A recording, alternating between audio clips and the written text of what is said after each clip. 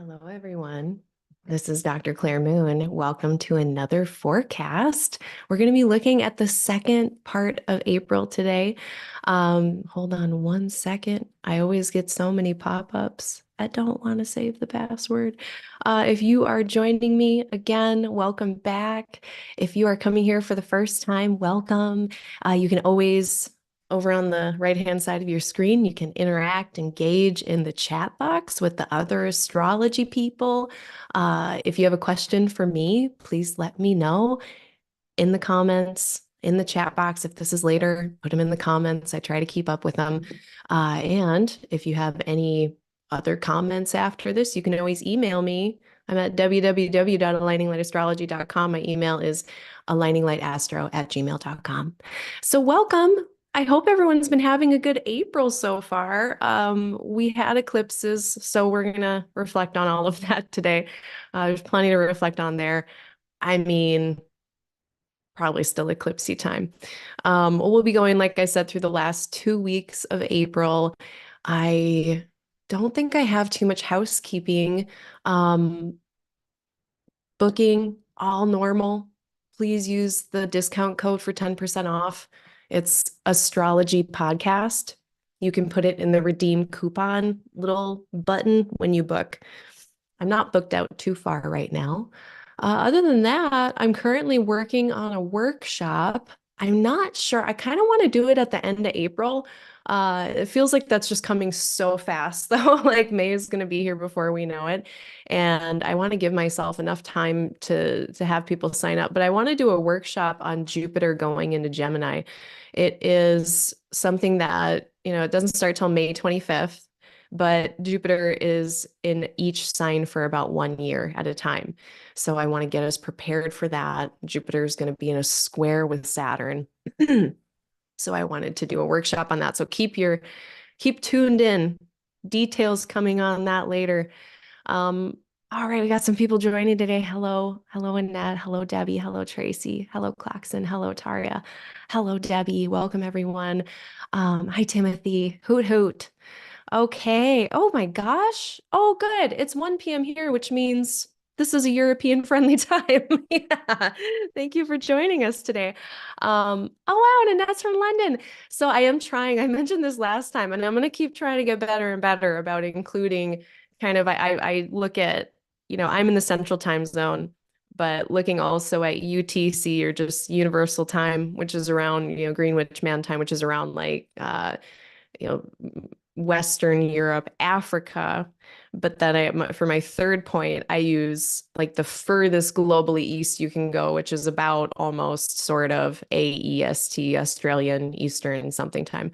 And those are kind of my three like time zone chunks. So I'm trying to refer to all of them when I'm talking. So I'll be doing that again today because it matters. Like, and what I've really been noticing lately is like it's really nice when there's kind of a funky moon transit and I sleep through it. It's so nice to be like, oh yeah, I don't have to deal with that mostly because I'm gonna be asleep. And it'd be nice to tell like, okay, maybe globally in the Western time zones, this gets you guys, but not you guys over there in the global Eastern time zones. It matters. It does matter. So yeah, what else about housekeeping, booking, discount codes, time zones, reading group. If you're part of Chris Brennan's Hellenistic astrology class, it's a whole course. You'll know if you're in it because you had to sign up and give him money. But we're doing a reading through of his book, Hellenistic Astrology: The Study of Fate and Fortune. I and Melissa, his other assistant, are helping out with that. So you can join anytime. We are starting chapter 6 next month. And we're really starting to we just got done with all the history stuff. We're starting to get more into the technique stuff, philosophy, technique stuff. So it's starting to get fun. So please show up. I know there's a lot of you out there who have signed up for that course and you get this. So I just am trying to get the word out. I think that might be it. Let me pull up the chart. All right.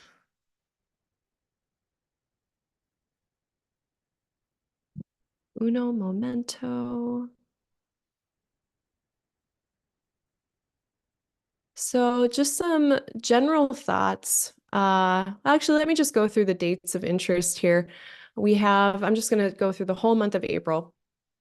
On the 1st, we had Mercury station retrograde. On the 4th of April, Venus entered into Aries on the 8th. So just 2 days ago, we had our solar eclipse in Aries. We also had Venus just starting to maybe disappear behind the sun in the morning sky.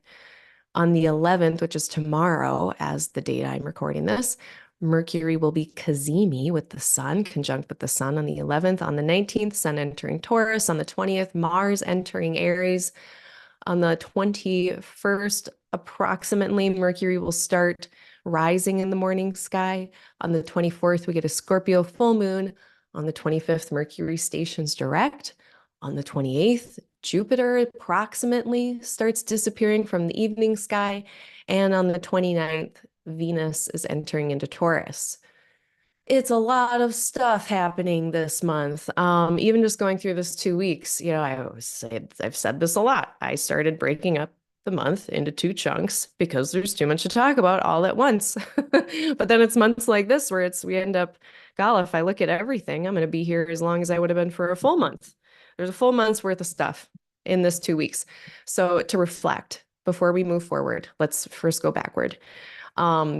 One of the really interesting signatures, I think, of the last 2 weeks, so I guess the first half of April, not only the eclipses, of course, the eclipses, but the presence of so many lunar malefic enclosures and lunar benefic enclosures.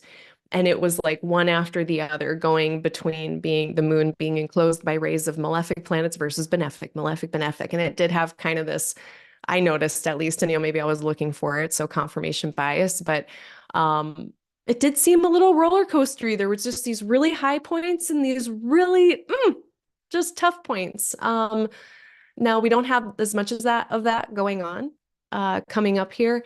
We really only have a lunar malefic, I think it's a malefic enclosure at the end of April, but pretty much clear of those. So that was a contrast that we're probably not going to be dealing with as much moving forward. So right now we have Mars and Jupiter coming into, this is what I'm excited about. Right now Mars is getting past Saturn, and as of about the 15th of April, so right as we start this first 2 week or the second 2 week chunk, we're going to have Mars moving away from this conjunction with Saturn and into a more progressive, forward-moving, hopeful sextile with Jupiter. So away from delays, towards solutions or reconciliations. We also have, and that's a slow thing. So just to animate that, we can see Mars here moving away from Saturn now and toward the sextile with Jupiter, which really over April 15th, 16th, 17th, it's really heating up. And that's just a nice kind of uplifting, vigorous quality to things. We already had a lot of vigorous, uplifting qualities with all these Aries planets. Now, especially getting Mars, our motivation, our action planet, moving away from delay, away from obstacle, toward hope, solutions, reconciliations, resolutions of sorts. Yeah, I'll take that. That sounds better. So that's kind of something that's it's been going on, this Mars Saturn conjunction, which it's got a pro and a con list. Every single configuration does. So I could say good things about that if you have that in your natal chart. I could say difficult things about that, and I'm sure you would probably find one from at least each list to resonate with. Mars and Saturn, again, they've been here for a couple, 2-3 weeks already, really close to each other. As I am recording this again, it's the 10th. So we're having like the exact conjunction right now. At worst, well, first I'll start with at best. At best, Mars and Saturn can be a really nice coming together of motivation, action, and discipline, being able to stick things out that are hard. Really being able to put in that long effort over time. And that's where I get my delineation that I'm kind of doing my more rose-colored glasses delineation of this conjunction. That is the opening of a new 2-year cycle of long-term Saturn effort. Mars. Yay. Now, if we are more going to the middle of the spectrum, frustration, it's Mars wanting to do stuff, running into a planet that says, hey, did you check all the boxes? Did you do this? Did you do your homework? Or it's just totally nonsensical, horrible delays, obstacles that, we didn't do anything to draw this in. It just, sometimes there are delays and obstacles. And so there can be frustration. These people are great in a crisis, I usually find when I talk to them, when they have this in their birth chart. Folks with Mars, Saturn together, they can just kind of face that difficult thing and take action anyway. They can be really kind of able to be with those difficult, intense topics that Mars and Saturn can discuss about life. So people who are, whether chicken or egg, are they good at navigating that because of difficulties, or is that just an innate talent? I don't know, but that's on the pro list. And then, more on the difficult end of the spectrum, Mars running into Saturn like this, we can see just that deep, deep frustration, an inability to move forward or around something, and just having to accept a limitation or a constriction.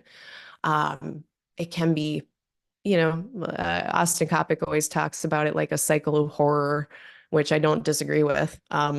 That's on that more serious end of the spectrum of things. So that's kind of what's going on just a little bit right now. When we look at Mars going away from this energy, all right, so just, as of the 11th, same day as that Mercury Cazimi, which is interesting. Those are paired. That's a fun pairing. But yeah, now we're moving more toward Jupiter topics, away from Saturn toward Jupiter. I think you get my point. Jupiter is victories, resolutions, reconciliations, solutions, progress, optimism, opportunities, and at the very least, stabilization. So hopefully just at the very least, stabilization. That's a general thought for mid-April. I just like to see that breakup after the last several weeks. What has it been? Yeah, let's just call it a good 3 weeks of Mars just moving, slowly marching toward Saturn. My other general, is it my final? Mars is going to be with Neptune. Okay, that's the other big point. So, I mean, just general thoughts like April of this month, or yeah, April of this year, we've got Mercury retrograde.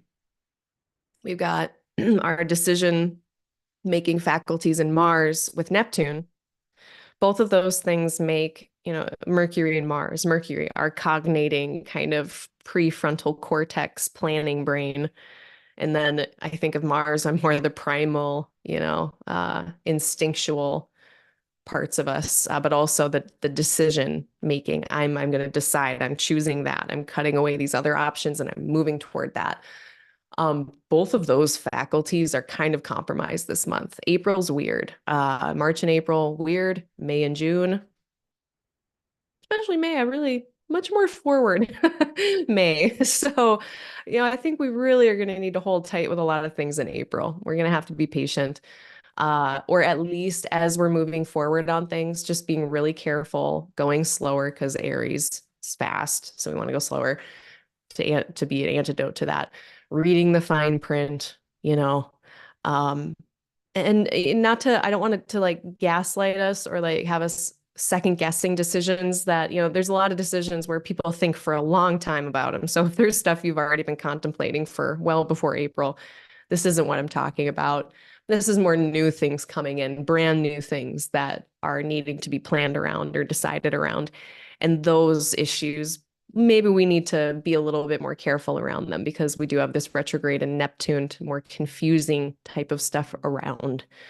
My last point is, Mercury with Rahu as well. So that's the third thing. Retrograde, Mercury, Mars with Neptune, Mercury with Rahu this month for pretty much all of the month. They're going to be within 3 degrees at least.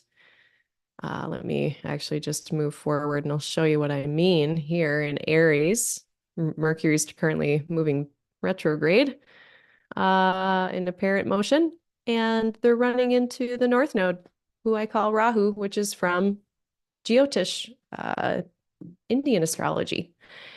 And Rahu can be cool for stuff, very motivating, very full of drive, but can be a confusing thing as well. So it's just three things. We got stacking testimony saying, hey, there might be some confusing, circuitous, winding things going on. So let's just be mindful and careful about our little material world existence here. At the end of the month, at the end of April, a lot of those conditions start to break up. On the 25th, Mercury stations direct. By the time we get to May 1st, Mercury has got some space away from Rahu a little bit, and Mars has also gotten not only some space away from, so starting like the 29th of April, Mars is on the other side of Neptune, and then beginning of May, they get into Aries. And so our decision making, much more online. Mercury and Mars being together, our planning and our action now coming together. Let me show you that too. So this will be more in May. Yeah, here.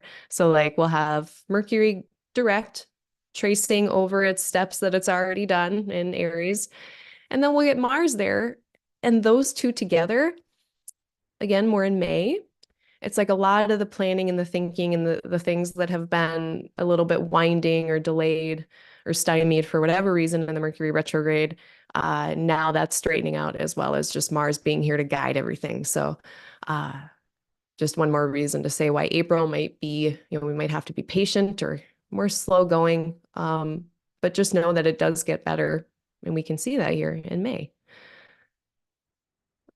So, maybe I'm probably going to say it later a couple times too. This does come, unfortunately, from like my corporate life, but smart goals. Is it, if you're wanting to get something done, is the goal that you have specific, measurable, actionable, achievable? That's the A. Relevant and timely. What is the timing on it? Is there a deadline? So if all of those pieces, that's how I plan when I'm really serious about something. Because if I don't do that, it's probably not going to get done. But that's going to be like doing SMART goals. That's something that can really help us this month. I know people get annoyed with talking about lists, but I love lists. Boy, do they help me a lot as a Mercury Neptune person. So yeah, I think that stuff really helps. And let's call upon all of those really practical things in April and not forget about them. Phone reminders, setting timers when you're cooking, all the ADHD tips pretty much just for the whole population, though, not just people like me. Yeah, because that's over communicating, so much over communicating all month of April. Just if you think anyone has got the same plan as you or understands things the same as you, please double check with them because they may not. That's always true. I think it's especially true this month. Oh my gosh, I have someone here from Hawaii. And that is like, gosh, that's a few time zones even earlier than mine. So yeah, I'll be thinking about you if I need to scoot anything back for you in your maybe rush hour versus mine. All right, last general note.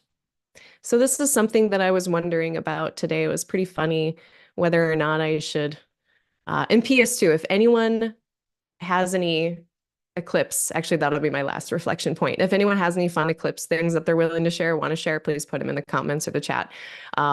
I had a few dragon appearances, nothing like the last pair that we had in October. I saw like 30 dragon sightings. I feel like, and granted for me, that's like my omen of choosing. So I'm like, ooh, eclipses are dragons. And so the universe is like, okay, we'll show you dragons. So you might have a different omen, but this one I've seen a few. But if you have any eclipse stories, let me know. I was just really tired. I spent all day Yeah, I want to talk about the Antiscia thing. I'm going to get to that in a second. Let's just talk about eclipses. So, what I did all day, pretty much, or the start of my day, is I cleaned. I spent all morning cleaning my space and then myself. And then I made my little altar setup. I got some incense for Asclepius, Sphere and Sundry. Not a friend of the show, but I buy all their shit. So I used some Asclepius materia. I did my chanting to, there's a deity named Dakshinamurti, and I don't know if deity is the right word, but God figure, deity Dakshinamurti, who is the slayer slash, not a slayer, but more like a maintenance, maintainer, handler for the North Node for Rahu. So I did all of my prayer to that, to them, and all of my little ritual things. And then I basically spent the whole day outside under the baleful rays. My partner is like, let's make pina coladas. And I was like, sure. So we made pina coladas. And oh, I even have my box. I'll show you. This is actually pretty cool. Hold, please.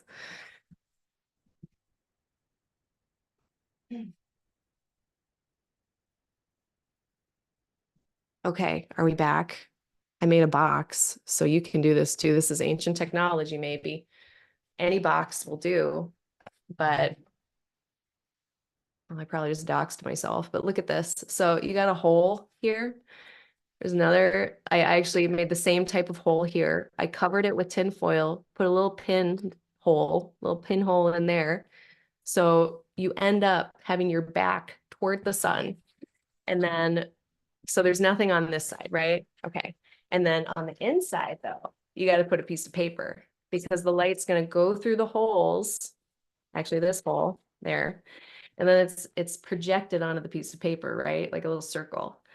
So that's the sunlight. So then, if you got to look through it. So if the sun is there, I'm going to put my back to the sun. And you can also make a giant version and then put your head into it, which is absurd. But I think it was CV Henriette, who does the talk thing. They just posted a picture and it was like a bunch of a bunch of people with boxes over their heads. You do not need to put the box over your head. You can do it this way. You can also use a cereal box, a good old cereal box. I'm going to put a link below. There was a really good story with instructions in the Detroit Press or something. I'll put it below. So with my box in hand, my pina colada, I spent my afternoon in the baleful rays and it was really nice. And then I went thrifting and I purchased, it's a little figurine of a wise man because the wise men in the Bible were astrologers. All right, so we got our magi. It was a good day. It was a successful day. I was tired AF though, very, very tired. So if you also were tired, that's a pretty common theme people talk about with eclipses is being tired. So hopefully everyone's eclipse was okay. I'm not going to get into like my personal stories about this particular one, but I did notice a carryover from October to now. So, if you want to look at the eclipses happen in 6-month periods, and I do think the plot lines can travel. So, look back to October 14th, October 28th of 2023. That was our last pair of eclipses, and they were somewhat across these areas. I can show us why work harder when you can work smarter. Any eclipse. Yeah, the 14th, October 14th, 2023, that eclipse was in Libra. October 28th, that eclipse was across Libra, Scorpio, Aries, and Taurus. And now we just had our Libra and our Aries. So similar parts of the sky being activated here. So in your chart, looking at the house topics that have to do with those signs that I just mentioned, that might tell you, okay, what might be reflecting with this eclipse here. Yeah, look back 6 months, think about now. And then let me see here. the last thing I wanted to mention before getting into detail time is the and I'm not sure about it, but the contra-anticial relationship between Pisces and Aries and how much it's going to matter this month with so many of the configurations we will discuss because there's a lot of activity happening in Aries. All of that is ruled by Mars. And by traditional aspects,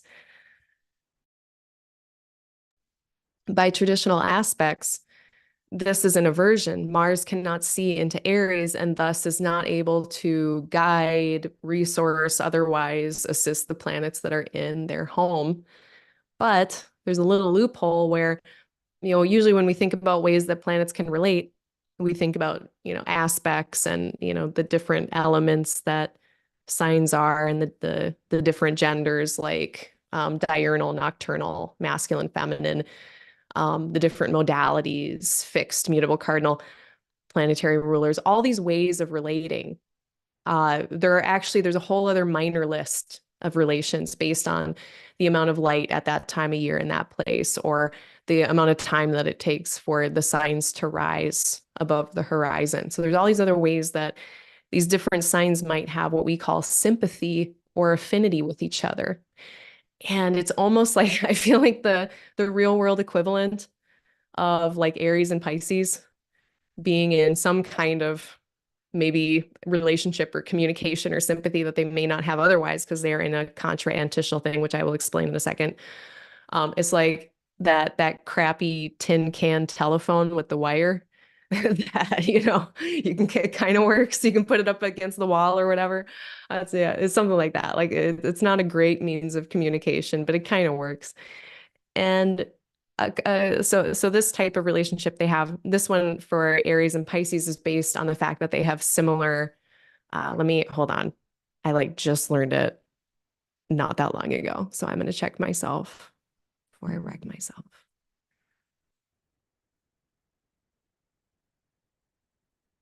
Okay. Equal ascensional times. That is what they share in common. Now, the interesting thing, though, is that the light relationship that Aries and Pisces have is very different. So the amount of light that Aries has is the same amount of dark time that Pisces has.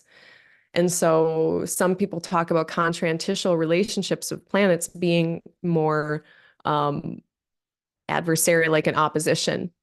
But what I was learning about it, and I was learning this PS from Cameron Cassidy. They were talking about it, and I should just put this link below too. It was the Mercurians podcast, and the other host is Stella. It's Cam and Stella. I'll put it in the thing after we're done here, but I'll put it below. But that's who I'm learning this from. And how they explained it was that it's not as simple. Contra-antiscia is not as simple as just like considering it an oppositional type of relationship. It seems the words that they used were more reciprocal or complementary, kind of like two people that have different ways of doing things, but they are, better as a sum than their, separate parts. But that doesn't mean that they're like the same, right? So very different, Aries and Pisces. But I think the main headline here, the main thing I want to get across is that there is potentially more of a relationship between Mars and the planets in Aries. And now I'm doing sign-based, this is sloppy, really usually Antiscia, I think when people are using it, and this is again from that podcast episode, but they were talking about an orb of like 2 degrees. So, that's not always going to be the case here, but at some points it is for some of these planets, being the correct degree distance apart.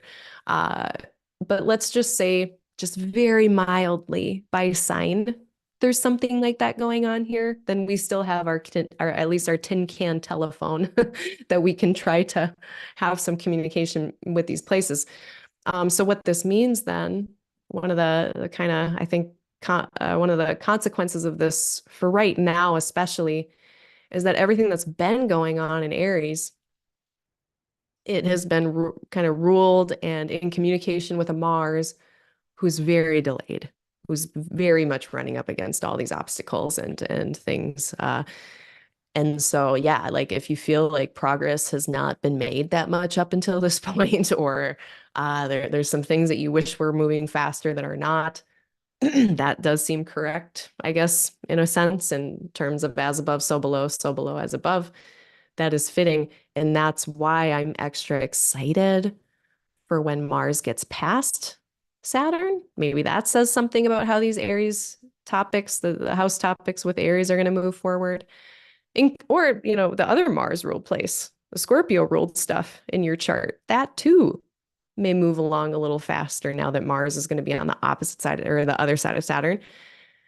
Also, if there is this contra-anticial, maybe reciprocal, some type of connection here where Mars can more easily communicate with Aries somehow, then that also means it's extra important that we be careful with Neptune, because then that might have downstream effects for whatever happens in Aries.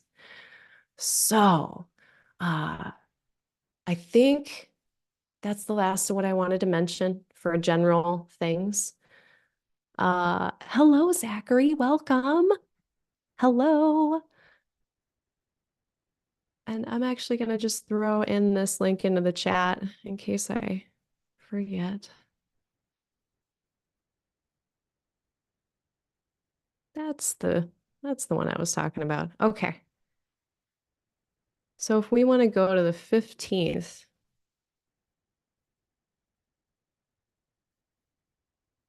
starting off with our waxing quarter moon in Cancer. We've got Venus about 3 degrees from Rahu. So this is one of the first things I wanted to discuss. So amongst all the things going on, before I get into the Mercury's whole dance with the sun, let us start to pay attention on the 15th of April on Venus topics. We're kind of on notice about Venus topics. So Venus is our values, our desires, our preferences, our ethics, our relationships. And in Aries, I mean, she's fun. She's like actively pursuing what is enjoyable, actively doing the fun thing, choosing to connect, choosing to relate, or just being in situations where she's forced to relate pretty quickly. So things are moving along for Venus and Aries. It can be really fun for her, even though, there can be, of course, some relational challenges here. When we get next to Rahu, the North Node, there is, you guessed it, confusion, frenziedness, twisting of things, overextension. It's just kind of like this, as we all know, insatiable, bodiless head of a dragon. More, more, more, more, more. So I think, April 15th, 16th, 17th, I'm very much like everything in moderation, including moderation type of person. Like have fun, out there every once in a while, like YOLO, maybe. So, but maybe too much YOLOing mid-April could get us in trouble. So very much like F around and find out energy with Venus and Rahu. So we're on notice mid-April when it comes to preferences, desires, including vices, yums, relationships, even just, I shouldn't say even just, I mean, this is a whole other topic in terms of Venus being ethics and morals and values and how she can fight for them so much in Aries. And she's like kind of in her morning star phase, which is even more like externalizing and expressive and masculine in nature in that way. Not gendered as in we gender now, gendered as in anciently, in terms of masculine being more externally focused energy, kind of influencing stuff around it. There's a lot of that fight. She's got a lot of fight, can be a little bit impulsive. So just make sure, whatever you're fighting for, that it's not leaving you totally depleted, totally just burnt out, or overextended in some way. So that's my main concern with Venus being there. At the same time, Rahu can be that deep drive for going for things, pursuing things. So this can be a lot of fuel, a lot of gas in the tank for relating, for doing fun stuff, for fighting for our morals. And then that perfects. When does that perfect? On the 17th. So then on the 18th, that is going to start to dissipate. It is a waxing moon. We have a busy moon. They're sharing a sextile with Jupiter here. So that is going to be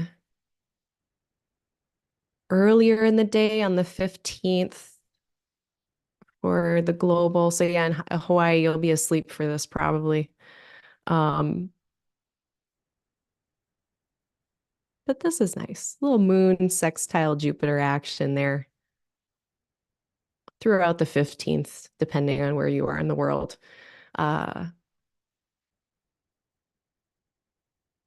you know, whatever happens, so we'd been trining there would have been like a malefic enclosure right before this.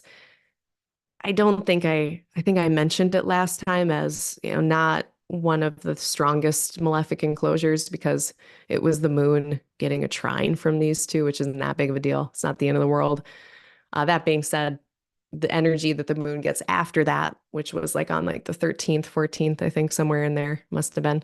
Uh, this is a nice smoothing over of things. So if you had like a funky April 14th, hang in there until April 15th. And I think Jupiter will be able to like smooth out some things that might have happened on the 14th. And that is later in the afternoon, globally east. So more the end of your day on the 15th on that Monday. Things could get smoothed out potentially. Mercury is in their own bound at this point too until May 6th. So if I bring up the complicated wheel, we can see Mercury has their bound here in Aries.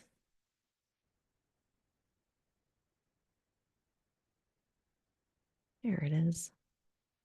And being Mercury is going so slow, and then it's stationing at 15 degrees, which is still right in this bound. Mercury is going to be in their own bound for quite a while, which is nice for them. It gives them a little bit more what we call dignity, which is really just saying that Mercury is able to Mercury a little bit better than it would otherwise. And again, that's starting more mid-April. You know, it's not how I feel about bound rulership as someone who has their very afflicted Mercury in its own bound. It helps. It helps a lot of stuff. It's probably one of the few reasons I'm able to do this. But if you saw my communication in the rest of my life, it is not what this this belies what that is. So what I would say is that a planet in their own bound, this is my own opinion, I think medieval astrologers would disagree with me really strongly, is that it helps, but it's not everything. It's like duct tape holding your fuselage together. You know, it can get you to the next location, but it's not, don't rely on it. It's not going to totally save things. Um, I feel like the later the tradition went on from Hellenistic more into medieval, the bound rulership, it got used for more stuff, I think. It's not that it was more important because, of course, like bound lordship was used to determine like length of life stuff in Hellenistic astrology. It's not that it wasn't important in Hellenistic astrology, but in terms of like the dignity discussion and like how good is that type of dignity versus the others like domicile or exaltation, I don't put it as highly on my list as other astrologers. That being said, I think it helps. And we do have that for the last half of April into May, which is nice. Mercury's joining Chiron for the second time. This is the last thing I have for this day, and then we'll move on to the next day finally. But Mercury has been doing this dance around Aries and also around Chiron very slowly. So the first was around March 20th. That was the first Mercury Chiron conjunction. The second is April 15th, which is also on tax day in the US, which is really annoying. It's like Mercury, Lord of Commerce, and Chiron, painful things. Yes, thanks for pointing it out, especially. Last time is going to be May 6th. So March 20th, April 15th, May 6th. We have Mercury, Chiron conjunctions. And that, you know, words being medicine, words being poison, ideas being medicine or poison. Um, those really cutting kinds of statements that, even if you didn't mean for it to mean anything, someone took it like that. And now there's ouchies abound. That could be a kind of a retrograde version of what this could be, misunderstandings in speech or idea that create some kind of pain.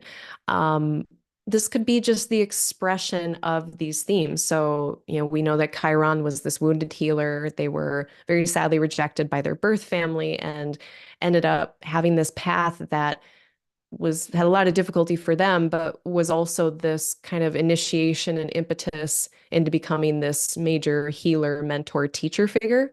So Chiron being the mentor, the teacher, the healer archetype, and that kind of, okay, what is healing? Mercury stuff, words, ideas. What is painful? Words, ideas. So there's lots of ways that we could put that together. I think, the older we are, the longer we're on the planet, the more we have a chance to turn these things into healing experiences, or at least to just experience them as healing. I've noticed some of those, and the type of healing that happens with Chiron, I always liken to, if you have a scab and it's like itchy around it, or some wound that's itchy when it's healing, like that's sometimes how the healing part feels. It's like, I'm still in this difficult situation, but I'm perceiving it differently, or I'm handling it differently, or and that can even be like, let's say you haven't stood up for yourself before. Maybe now in Aries, you're doing that, or advocating for yourself, or doing some other thing that maybe is very difficult or doesn't feel warm and fuzzy, but is still this very healing type of behavior or act. So lots of possibilities for that. So again, if you want to look back in your diaries, this is why it's good to journal. I'm kind of being a hypocrite because my journaling is weird and barely present right now. But this is a good reason to journal, is so that you can just flip back and be like, all right, yeah, what was on and going on in my heart and mind on the 20th of March, or what's going to be going on around April 15th. And then when we get to May 6th, they'll be like, okay, this is the last of these particular rodeos, and it's my last one. So all that's going on as we enter into this last half of April. And then we get the moon into Leo.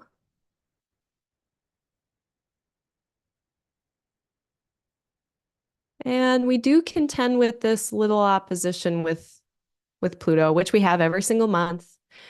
What I noticed personally is, and granted, I have a water moon, so take that with a grain of salt. But I do notice myself having more intense emotions. It's kind of a stereotypical like Pluto moon thing, intensity, emotions, but I do see it. So, just know on the 16th, if there are highly pressurized situations in general, big feelings, intense feelings, yeah, that can be a thing. Uh, the moon opposite Pluto. So on the 16th for the global west, it's pretty much over by the time you're starting the day.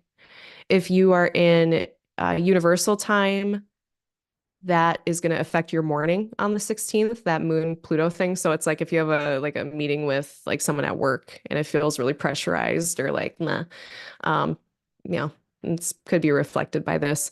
And then for like, what would that be like? The global east. This is more in the afternoon into your evening. So we can also have, I think about the moon as our mind and insights as well. So it can just be, really powerful insights, intense insights throughout the day on the 16th. And it can also reflect power dynamics, control dynamics. So, and some of those, some power dynamics, they just happen in the course of society. So like I think about, a patient and a physician, that relationship, there's power dynamics all over it. But did these two people consent to that? Oh, that's a complex conversation on it. The medical version is a very complex conversation, but I think that's a lot of times we find ourselves in power dynamic situations where we did not consent to this. This is not just a fun kink. This is like not a fun thing. And so, okay, depending on where you are, maybe on the 16th, don't have that meeting. wait till the next day, maybe. Uh, let's see. Either way, it happens every month. Not that big of a deal, usually. And we do have both of the benefics. So while, this whole period of time while the moon is in Leo now, we're not in connection with the malefics, and both of the benefics are touching the moon. So I do expect like the 16th and the 17th to, in general, feel a little bit lighter than the previous couple days. As of the 16th, Jupiter is now within a degree of Uranus. So this is a conjunction that has been present for a while, for the whole month of April, really, but really at the end of April, getting heated up and perfecting finally. So that is within a degree starting on the 16th. And that'll really be the case until like the 26th, at which point they'll start to separate by a degree. So, and even then, they're really close. So not going to look into too much detail there. Watch Jupiter. So Jupiter, again, goodwill, friendship, allies, aspirations.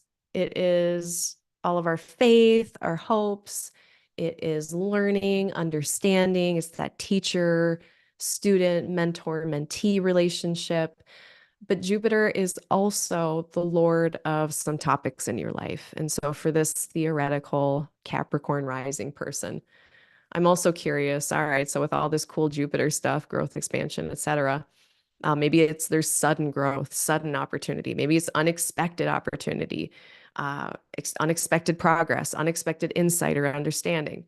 It could be disruptive insight, disruptive understanding, like, uh-oh, like, oh no, like that kind of realizations. Don't love those, but that can happen, and that's not a bad thing, but it's not fun. It can be, solutions that are disruptive. I use that example a lot. So, all of that is going on. The unexpected nature of these opportunities, look to what house is with Taurus. So those topics of life. So for this person, maybe unexpected opportunities or unexpected progress with child relationships or their children. Maybe their children, I can imagine like reading all the books at the pizza party club thing. And, I'm such a 90s kid, like getting a prize for reading all the books, that would be like a fun thing. But then we also need to look at where Jupiter rules. So for this hypothetical Capricorn rising person, it would also be their third house and their 12th. Maybe something about their spiritual practices, their embodiment of beliefs. Maybe it could be about their communication, short distance travel topics, mental, emotional, spiritual health topics, and sudden insights or progress with any of those things. So I'm hoping that, whatever, I don't know. I hope it's a happy accident, a fun surprise. But let's also look at where Jupiter is in charge of, because that might have some kind of trickle down effect to those areas. On the 16th into the 17th, Venus is gonna finally meet Rahu. So they'll do their little connection. So again, like April 14th through the 17th, 18th. If you're me, maybe only a few bites of Nutella out of the jar, not half of the jar of Nutella or something, like impulsive acts of desire. Me and the Nutella. And it was really funny. Okay, on that note, speaking of omens, I was wondering today whether or not to discuss the antiscia thing between Pisces and Aries. And last night I went to bed and I had pulled up a few resources and I was going to look at them in the morning, but I wasn't sure if I was going to talk about it or not, if it was relevant. And I was eating Nutella last night and working on it. And this morning, and I can't show you because, I can't show you my own computer, but I woke up this morning and I opened my laptop to find a blob of Nutella that I dropped on my space bar. So there's always going to be a little Nutella now, I think, in my laptop. But it was pressed onto the screen of my laptop. And when I opened them, it was that perfect reflection like in Antiscia, right? Contra-antiscia. So that was my omen. I was like, oh my God, it's an omen. I have Nutella antiscia, Nutella Contra-antiscia. I have to talk about it. Oh my gosh, that's so great. I don't know. That was a big digression, but um omens, man, they come in any way that you accept them. So Venus, with Venus amplified, here's some other stuff. So watch for impatience with Venus and Rahu, impatience with others, impulsivity with others, because Venus has to do with relationships sometimes. Impatience or impulsivity with romantic things, with ethical things, justice things, preferences, desires, vices. At the same time, we know that Venus can be that Xena warrior princess who is standing up for herself and advocating for herself and advocating for others. Let's just, if that's what you're doing and you're using the gas in your tank for that, that's awesome. Thank you. Make sure you take care of yourself. Make sure that you don't totally overextend, burn yourself out, because it's like when we have Aries planets, it's a lot of get up and go.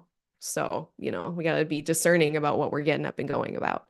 So we can get up and go for our whole lives, sustainability.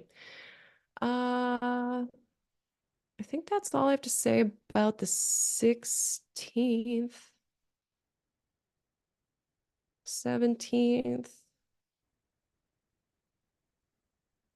Let's see. Yeah, I guess maybe the last thing I wanted to say just about Venus being in this middle decan of Aries, which is, we can see here on the complicated wheel. It's this solar 10-degree chunk, which it doesn't look like it. She's at 13 here. She is in the middle. But the solar decan of Aries, solar, it is based on me and I and myself and my spirit. The ancients really saw the sun as the spirit soul type of thing, however you kind of sort that out. The ancient Egyptians. I've just been taking a ton of classes from Cameron Cassidy lately, by the way, learning just a ton from him. So really great teacher. I got to add him to my list of teachers. But I just went to one on the ancient Egyptian decans, and particularly, looking at a few different texts and things around that, or I guess they weren't texts. Like one of them is this stone that we have, this stone tablet. But in any event, the solar decan of Aries, decans, it is this very spirit oriented thing. Oh, and why I brought up the Egyptians and Cameron was that they had this conceptualization of the soul where I can't explain it back to you, but there was more than one chunk. There was more than one piece that had to be reunified in a lot of these end of life rituals, so that soul was this kind of unified thing, and it had more than one part to it. But in any event, the sun has to do with all of that soul piece of things. It's immaterial, versus the moon having to do with more what is material in existence, kind of the physical body and the experience in the physical body. Okay, so with that in mind, big digression about the sun and this decan. Embodiment of what is in my spirit. I am acting on, I am behaving in a way that reflects what is in my spirit and in my soul and in my will, not what anybody else says, not what anybody else wants.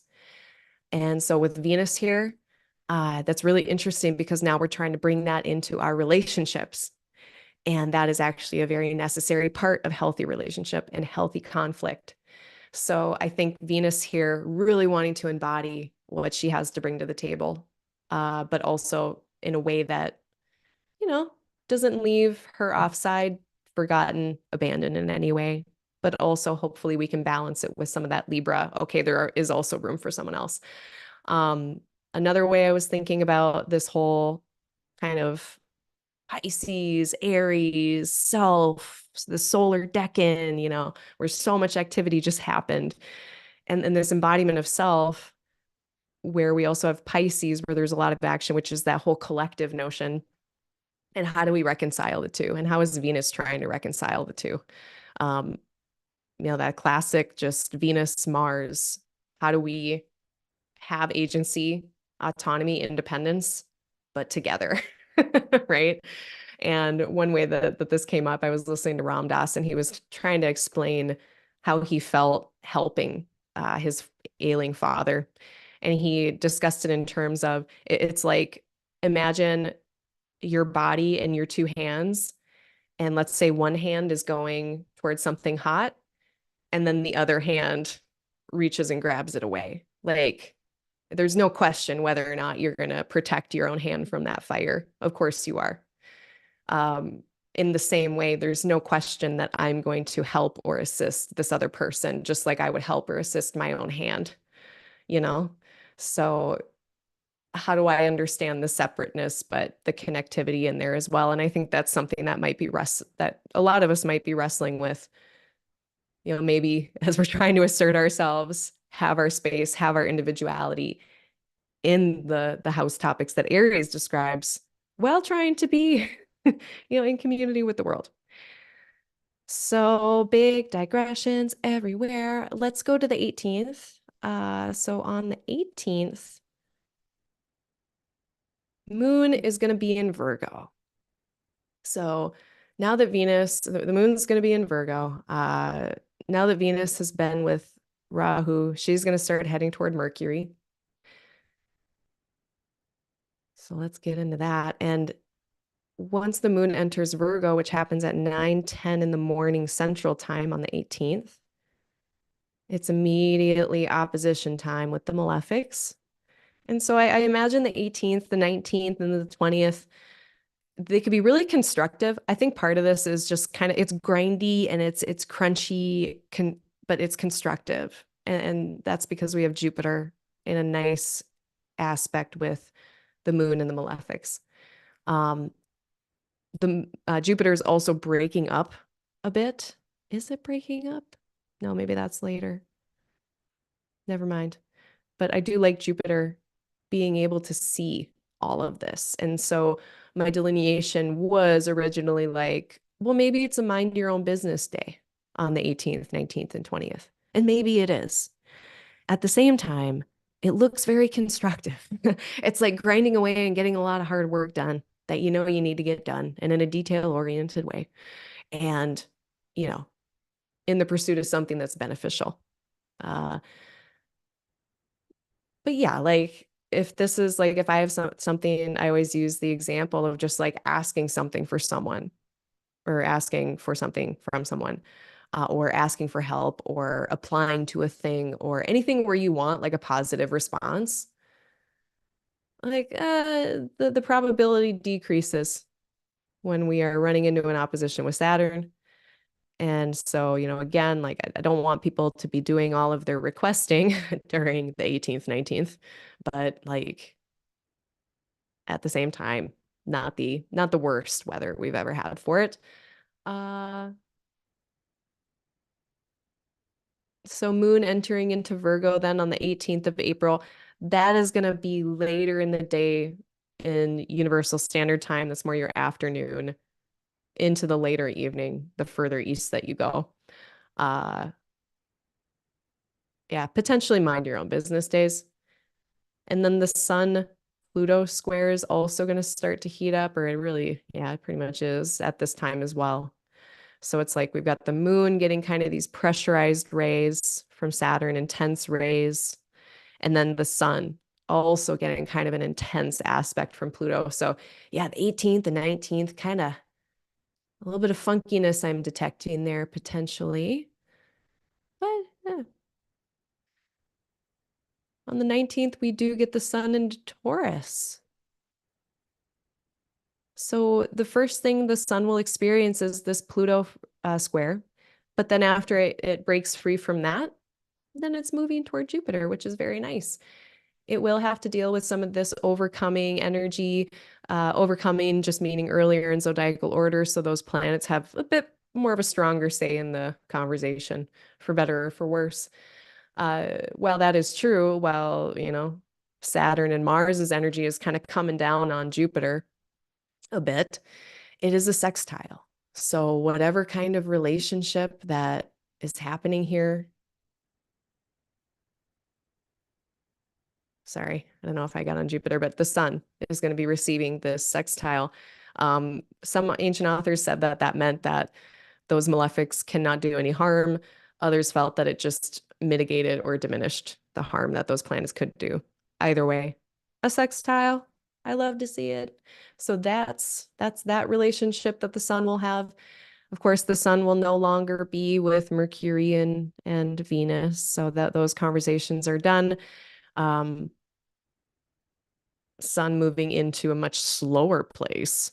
So starting on April 19th, now this is where we're going to get our march of planets from the really fast place to the slower place. So it's really interesting because there's so many other things like that I mentioned earlier, like Mars getting past Neptune, Mercury getting away from Rahu and direct. And all of those things are, moving things forward, progressing, okay, hopefully in a more reconciling, resolute type of way that we want to see things moving in. At the same time, all these planets moving into Taurus, that doesn't mean the pacing is fast. Just because it's working doesn't mean it's working fast. So we may have to remind that ourselves of that, especially as we still have Mercury in Aries for so long. We're going to have to remind Mercury, like, hey, everyone else is in Taurus. No one's going the same speed as you. Yeah. So like when we get to May, we're going at a much slower pace by then. Even if things are more online, more progressive. But I digress. April 19th, Sun in Taurus. Yeah, I don't think we have to wait too long until I think just like, 10 days, and then Venus gets in here and can help the sun out. So that's on the 29th. But first 10 days, the sun is with Jupiter all by itself. No Venus yet. And I guess, themes about Taurus. So I just kind of mentioned the slower pace. It is more oriented toward Earth. So anything that is of the senses. What can I see it, smell it, taste it, touch it? That's what Taurus is more concerned with archetypally. Things of the natural world. That's why we think more gardens with Taurus. It is what is desirable, pleasurable, favorable, fun, in a lot of ways. And so I think with Taurus and Sun being there, and especially with the benefics all coming in there, can we really lean into that as much as possible, within reason? Not everybody, like, there's people in my family that are like this. There's people that I've talked to at work that are like this, but not everyone finds it easy to be leisurely. Not everyone finds it really easeful to be like sitting or having like a relaxing, quiet, slow time. Like that's not everyone's jam. It's actually really stressful for some people. Some people just find it really difficult to lean into pleasure, allow for favorable, pleasurable warms and fuzzies to happen because of so many reasons that I will not armchair psychologist my way through right now. I think in Taurus, if we can just find any kind of slower, more sensual kind of thing to enjoy during that time. And if that's not easy for you, that's okay. You can just totally ignore this part of things. That might not be what you use it for.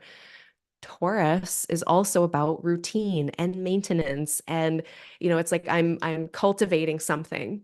I've kind of gone through the wilderness of going my own path with Aries based on who I am. And then I stop with what I enjoy, what I value. And then I'm going to grow there and build there and cultivate something. And then how do I keep it once I've cultivated it? What keeps this machine going? So slow to get started, but it does have this whole thing about momentum and inertia and being able to just keep going once it's going. And maybe even being a juggernaut and having a hard time stopping because of that inertia. So again, slower pacing doesn't mean things won't be moving forward. So we might just have to remind Mercury of that as we get into May. What else about Taurus? Ruled by Venus, values, ethics, it's a more kind of nocturnal, inward, quiet in that way type of place. And I think this is something that both Scorpio and Taurus do, is the repression of desires and pursuits. Like it's like whatever is really wanted in if there's a chance of that rocking the boat, they will not go after what they want, or they will not do what they necessarily want. And that is where the dysfunction can come in to Taurus when that happens. So as the sun comes into Taurus, getting this overcoming square with Pluto, which is kind of interesting. It might be shining a light on the things that we really love that have been hidden or kind of swept away or ignored or neglected for whatever reasonable reasons or not. But that's not a forever plan.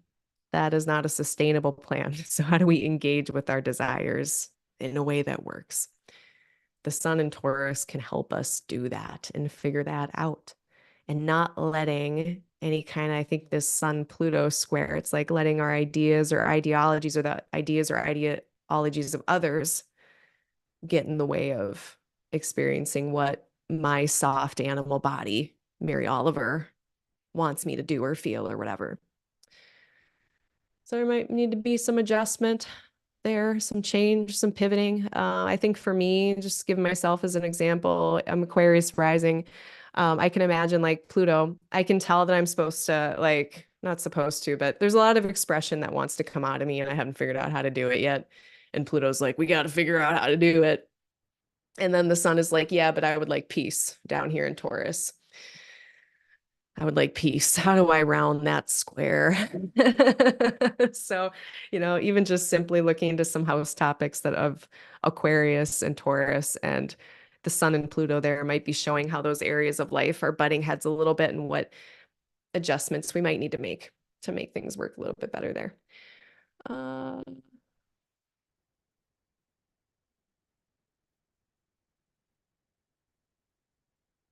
Kind of curious. Not much of a mundane world events astrologer. I follow world events. I'm just not like, I don't feel competent in talking about them. But I do kind of wonder, just with the land kind of notion of Taurus just being an earth sign and knowing that like one of the contexts right now in Europe are these farmer uh riots or whatever. The farmers, they're tearing shit up over there, I guess. I don't know the intricacies and the nuances of it, but it feels like this square. Like so I'm kind of curious around, not that I'm making any predictions, but curious what this last 2 weeks of April holds for the farmer protests.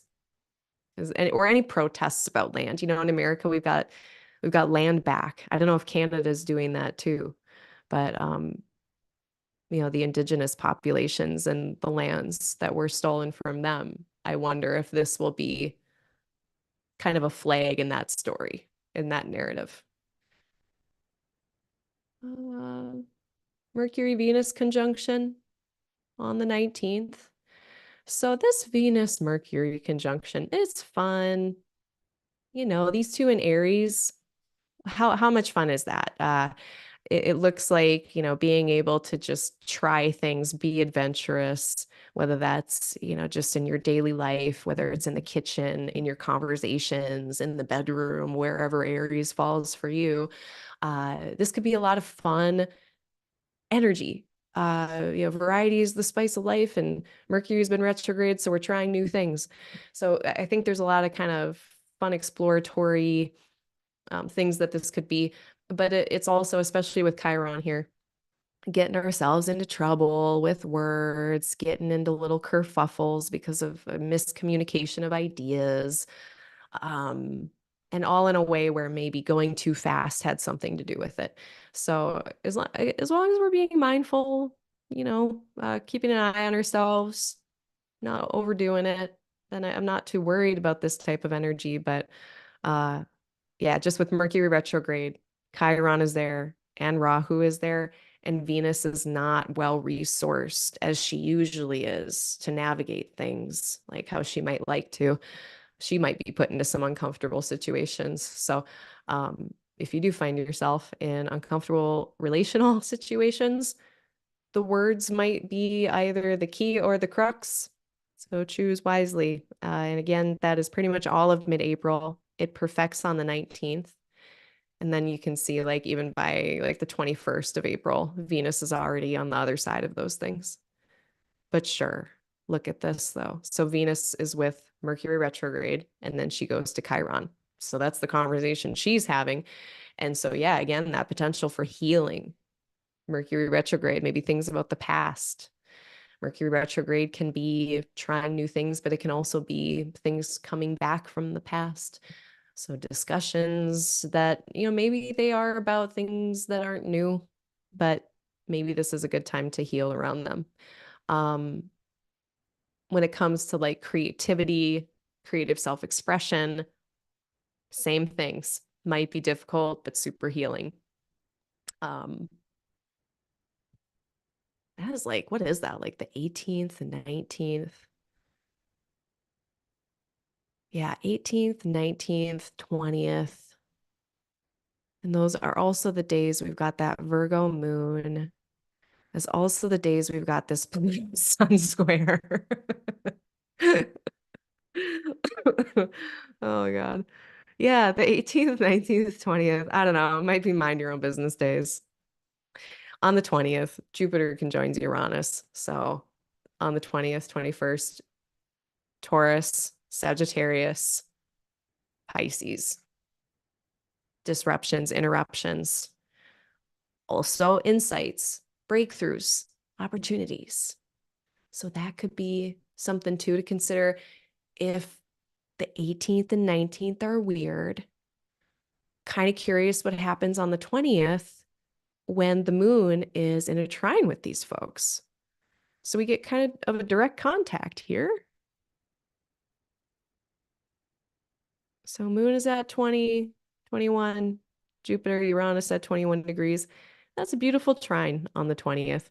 And that happens at 5:13 in the morning Central Time on the 20th. So for the universal time, that's 11:13 in the morning, and Australia Eastern Time, 8:13 p.m. So you will have to wait until the end of the day on the 20th to get your little Jupiter moon trine, which is hopefully some help, some smoothing over. Now, there is, so the moon does that, right? At the same time, okay, moon talks to Jupiter, Uranus, but then Mars. We'll have an opposition with Mars right after that, which is not a bad thing. Mars is action.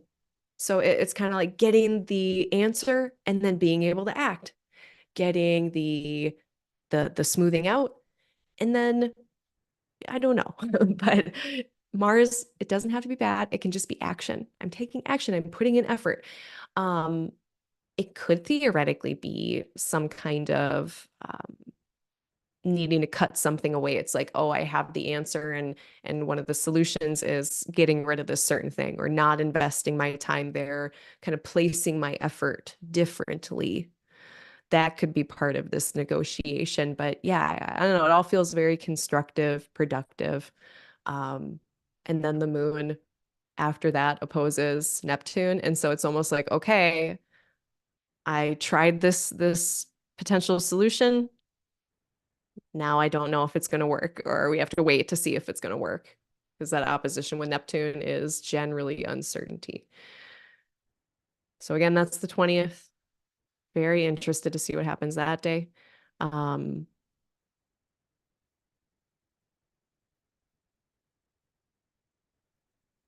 Now, while I do like the moon, so the moon then on the 21st is going to be in Libra, and we are no longer in an opposition with malefics. Cool. Those more intense, unstable type energies. That's what I mean by malefic. But when the moon is in Libra, it is going to be opposite this whole Mercury-Venus-Chiron situation. And so, like, let's say things are brewing mid-April and you're like, all right, it would be good to discuss this or good to sit down and really think about what to do about this. The 21st and 22nd actually look like good days because we've got an air moon that can kind of, not to say Virgo can't think about everything and then some. Um, Libra does have kind of that special diplomatic Venusian kind of touch on challenges. So if you need that peopling power, that more strength of diplomacy, that would be more on the 21st of April. The 22nd of April, kind of the same thing. 22nd of April, I mean, I almost wondered if it was a mind your own business day, just because the moon is going to be opposite all this Chiron stuff. But it could also be the time to have that conversation that's really helpful and healing to the relationship or to your job or to your creative process or whatever it is. So, God, I wonder if this is when I've been waiting for my copy of the CAELi review, my physical print copy, because it's a like a membership kind of thing. So it's unfortunately not like totally public domain, but I'm gonna get a physical copy. And I have been thinking about it a lot that this publication that I was finally able to achieve really helps make up for the fact that my residency research went unpublished, which I just like, I put it in a drawer and I never looked at it again. I actually ran across like a print copy, is basically like my thesis from pharmacy school and like, or my residency after pharmacy school. It's just like, wow, what a wasted year, you know, of effort that felt like. And now come, I don't know, it's 10 years later, 10 years later, and I'm getting published finally. And it feels so healing. You know, and this is pretty much what mine is going to be like, I think. I hope. That's a happy version. It's like, oh wow, I can actually communicate and write, and I have a voice that I can mass communicate. Wow. So, you know, look to these areas of Aries and Libra in your own chart. And I know we see Chiron and we usually are like, Chiron, because like I'm usually like that. Like I'm like, ugh.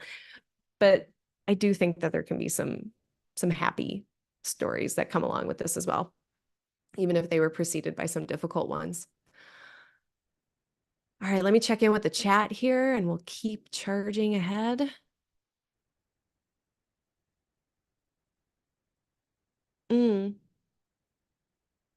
Hey, Reverend Kai, welcome.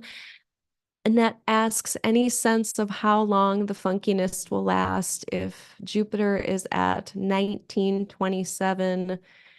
Oh, we have a similar Jupiter. Yeah, I guess I'd need to see the rest of your chart. I mean, I will say, I mean, if you've got any planets in Aries, so any natal planets in Aries, Chiron is such a slow mover and they have been there for a while. And as someone who also has a Jupiter there, I mean, I've been going through all kinds of reckonings internally and externally about third house topics, all of them, the laundry list of third house topics around my own learning, my own teaching, my own communication, my sibling relationships, like literally every single third house topic. I feel like if you squish that with Jupiter and Chiron, like, yeah, I'm experiencing it. So just so you know, like, you're not crazy, you're not imagining it. There probably is a lot of stuff there, even though like we think, oh, Jupiter shouldn't be like, you know, I'm coming into my own as a wizard mage finally, like Chiron, Jupiter, because they both have to do with teachers and mentors and coaches and all that stuff. And it certainly is that, but it can be, you know, all kinds of difficult stuff there too, even with Jupiter. Chiron transits, they're so slow. Can we actually, I'm gonna see, when did they get in there?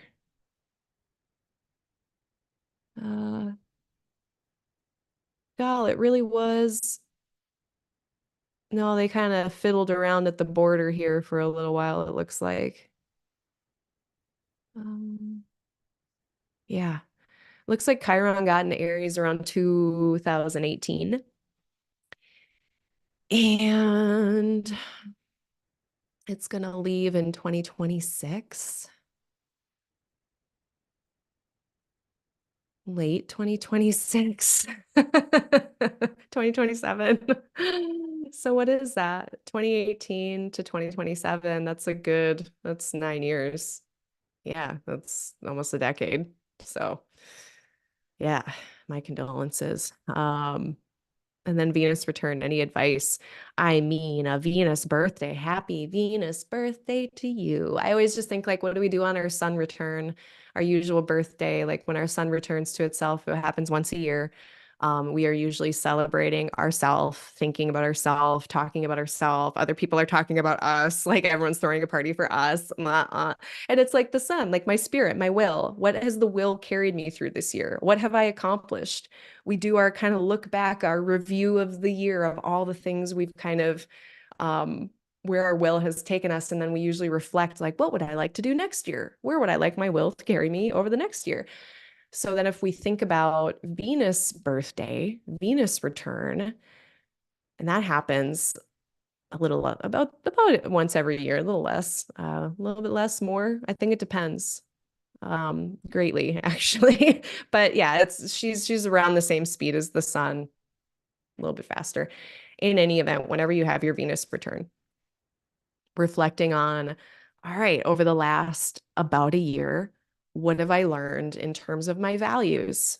What do I value? And, there's a bunch of areas of life to think about that. My relationship values, my work, values. Do I value making my own schedule, my family values, my whatever values, my spiritual values?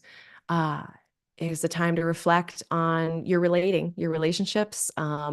If you're an artist, you can reflect on all the things you've created, or if you're not an artist, you can do that too. All the Venus stuff, just kind of reflecting on it. What have you experienced over the last X number of time? And what are you looking to experience coming up? I can think, if you've got a Venus in Aries, that advocating, honoring your preferences, your desires, things of that nature, what your aesthetics, yeah, all of that. And if you're reflecting, it might be a sad reflection. It might be a really triumphant, happy reflection, whatever it is, but that's my advice. I don't think there's anything you need to do or not, but that's how I think of those things. And I guess the last thing I'll say about it is a time to recommit, so it's a time for Venus in that case to recommit to what Venus is doing for you in your chart, or for you to recommit to how you want to meet Venus topics in your life. So Venus birthday. And I do that for all the planets. It's kind of like reflect on, recommit to those planetary topics.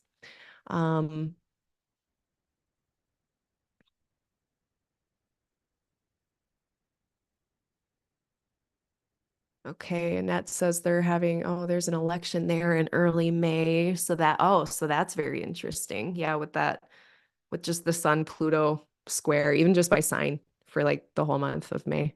Uh,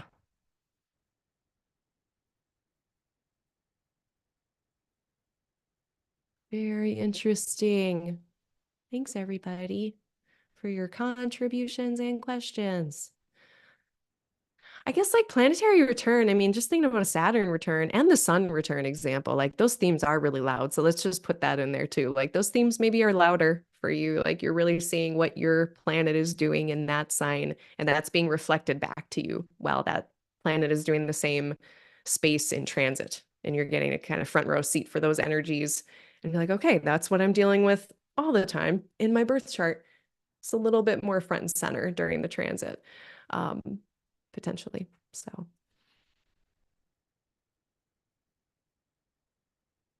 Mars is with Neptune on the 20th. Where are they? No. Are they there yet? Yeah, they are. Okay. So I'm just gonna say like April 24th, that's when Mars gets within the engagement range for Neptune within 3 degrees that the ancients were into, and where I do observe things heat up. So that's April 24th. April 29th is when Mars gets to the other side of Neptune.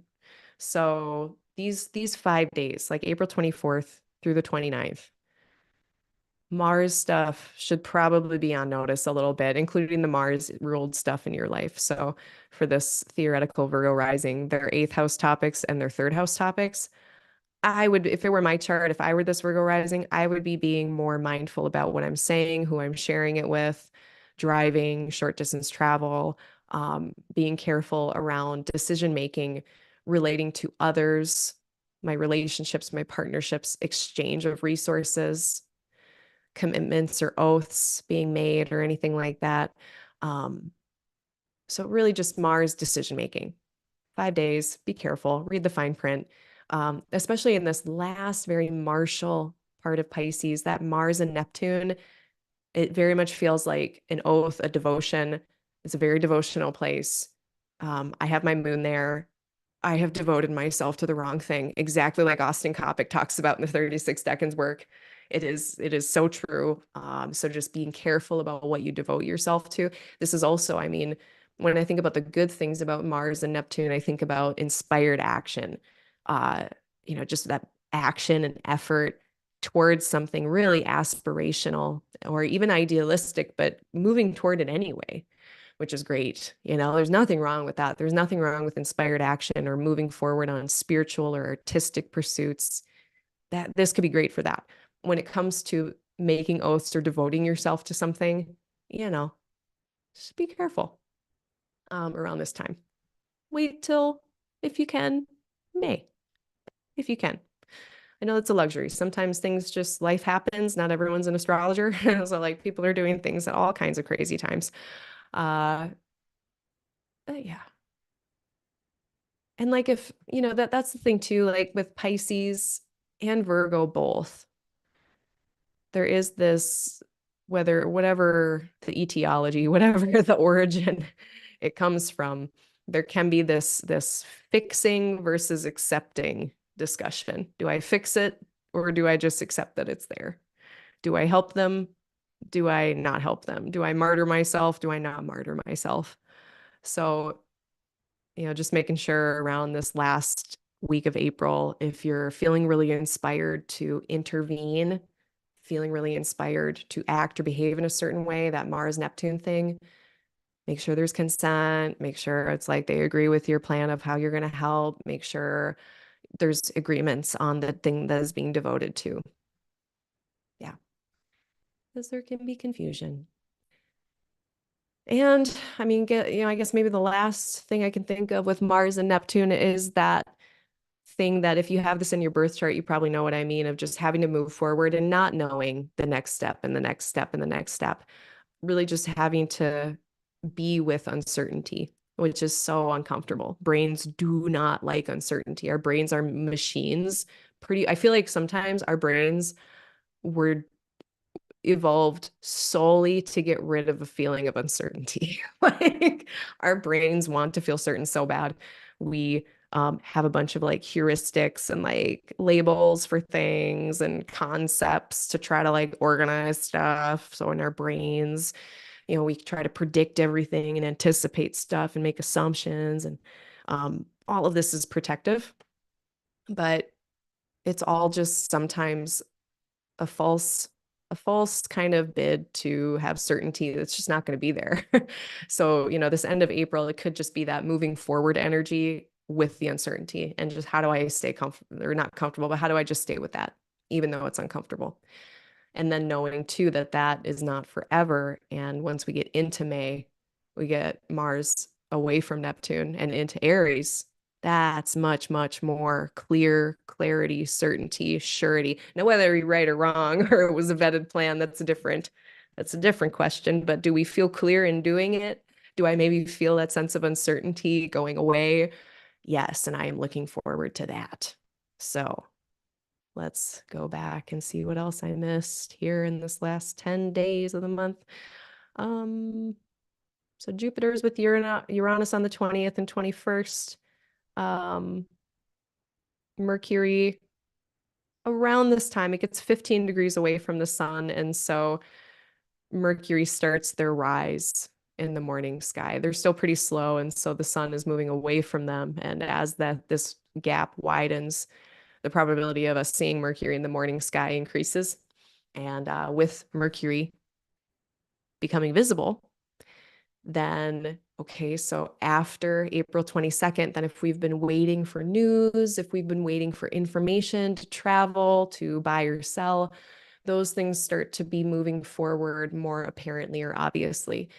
the chances of getting that news we were waiting for increases when Mercury is visible, which is, again, that starts to be the case more and more in the end of April.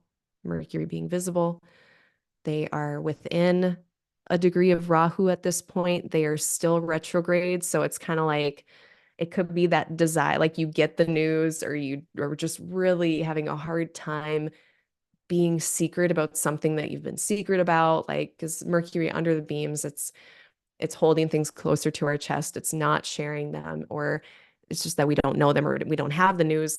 But sometimes we have the understanding, we have the info, we have the news, and we just can't act on it yet, or we can't share it, or it just has to be hidden for some reason. So then when Mercury is outside of the beams, it wants to say it. And then Rahu and the retrogradedness can confuse that or make that a challenge. So it's like all of the news or whatever that maybe we want to share, and for some reason it's just better to wait potentially. Not sure what that would be about, but well, it's like visible Mercury, but I'm skeptical about how functional it is.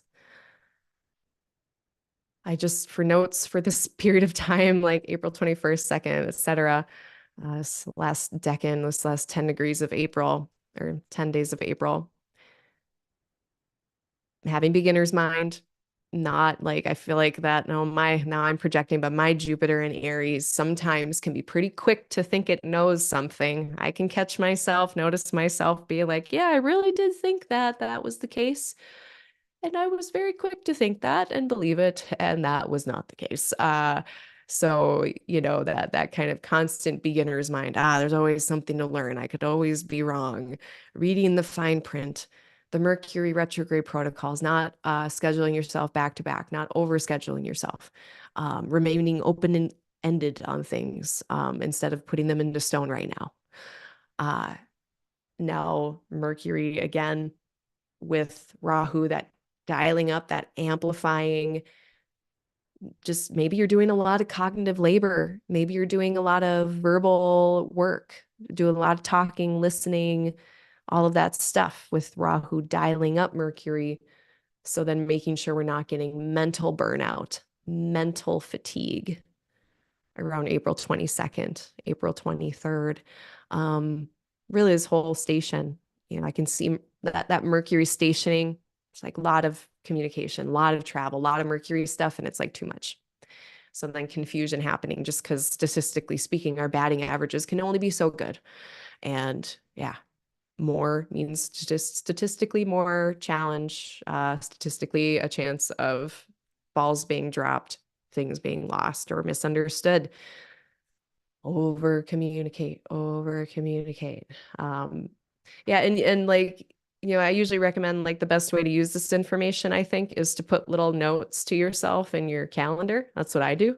Very practical notes. Like for me, I'm kind of gruff with myself and not mean, but I'll just say things like, keep to yourself.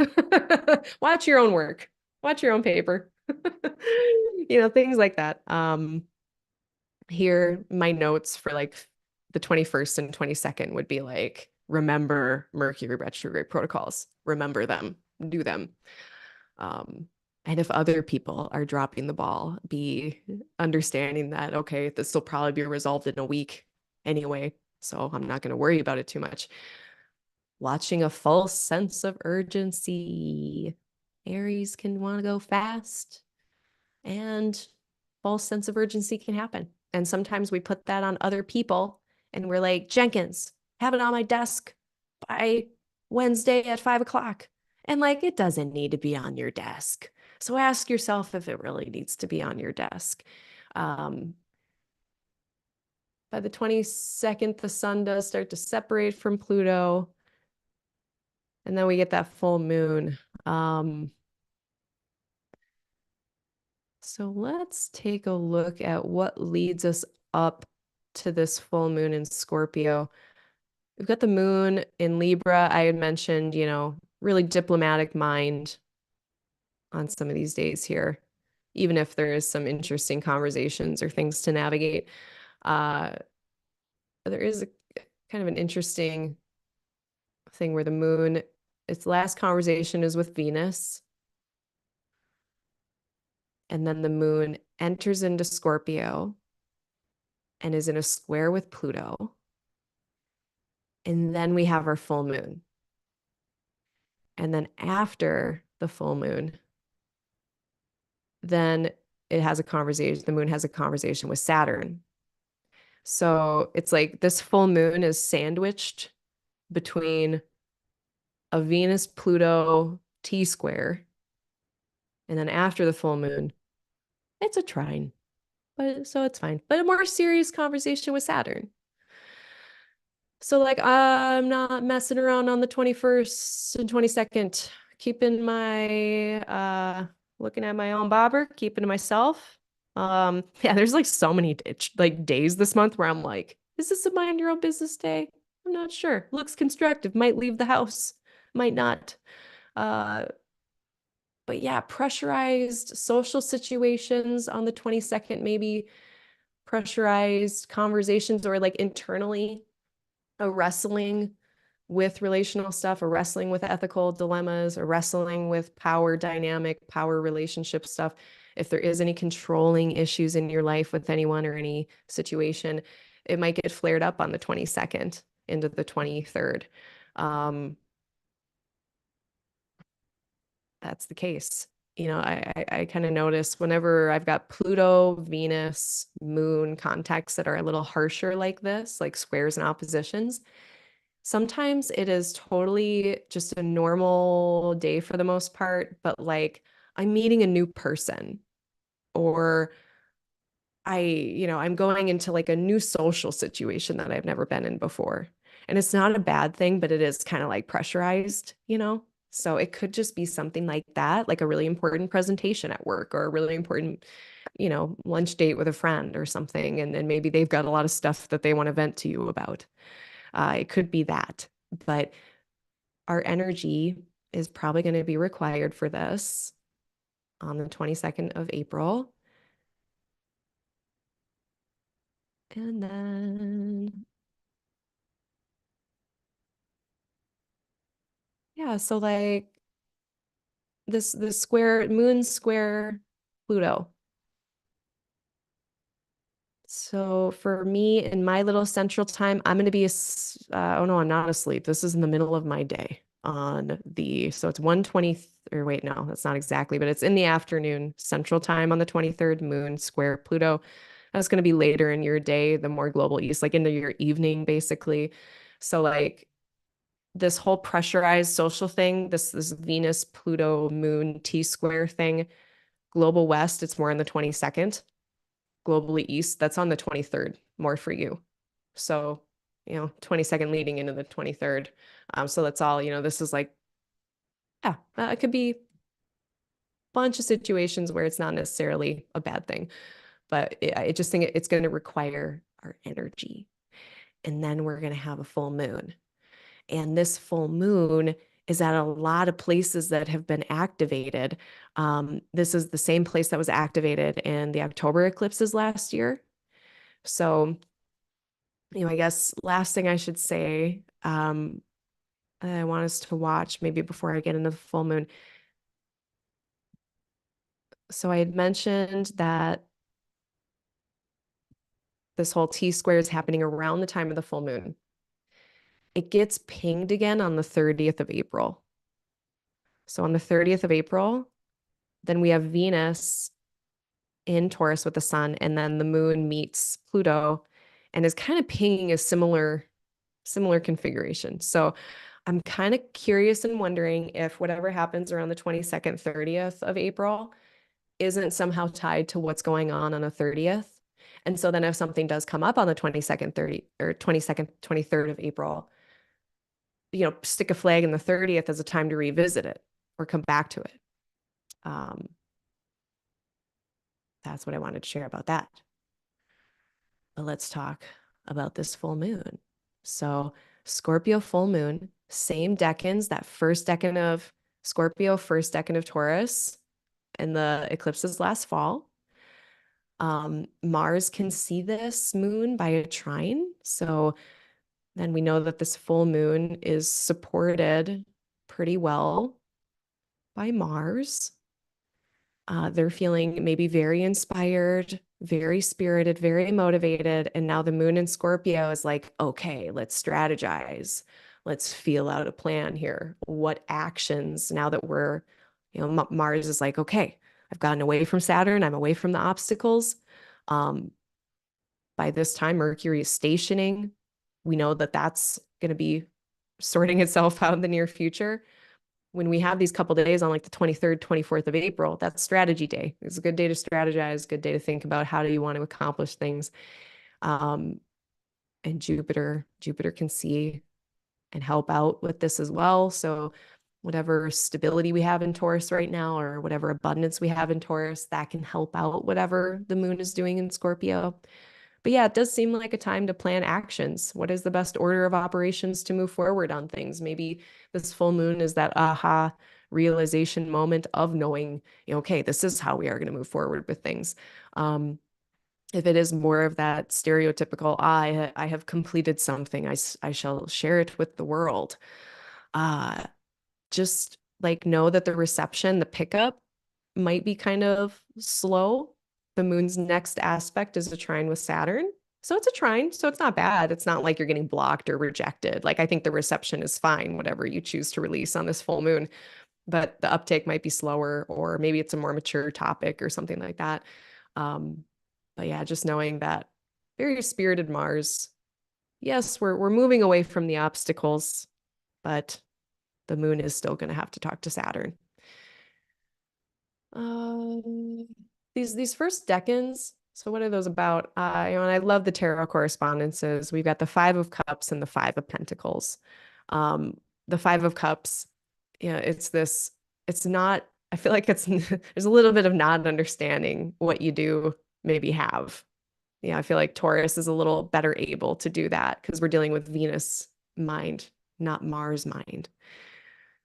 But look at how martial this is. And even Mars, like Mars themselves is in like the most martial decan.